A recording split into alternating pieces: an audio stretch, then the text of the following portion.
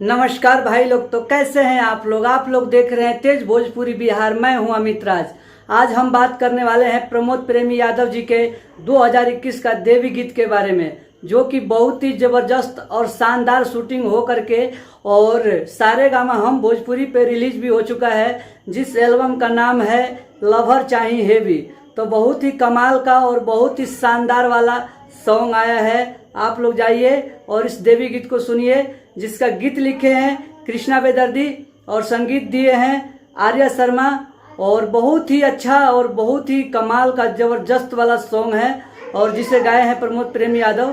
तो आप लोग जा करके इस सॉन्ग को सुनिए और एक बार शेयर जरूर कीजिए, और बहुत ही अच्छा लगेगा आप लोगों को। देखिएगा तो बहुत ही कमाल का जो वीडियो बना है, बहुत ही कमाल का बना है, और देवी गीत है तो बहुत ही अच्छा है। और इस नवरात्र में बहुत ही धमाल मचाने वाला ये गाना आया हुआ है 2021 में। प्रमोद प्रेमी जी का ये गाना बहुत ही धमाल मचा रहा है। तो आप लोग जाइए सारेगामा हम भोजपुरी पे और इस गाने को जरूर देखिए और इस वीडियो को शेयर भी कीजिए। अगर आप लोगों को ये जानकारी हमारा अच्छा लगता है तो हमारे चैनल को सब्सक्राइब कर दीजिएगा, साथ में बेल आइकन भी प्रेस कर दीजिएगा, और अब कमेंट करके बताइएगा कि आप लोगों को हमारा वीडियो कैसा लगता है। तो आज के लिए धन्यवाद। जय बिहार, जय भोजपुरी।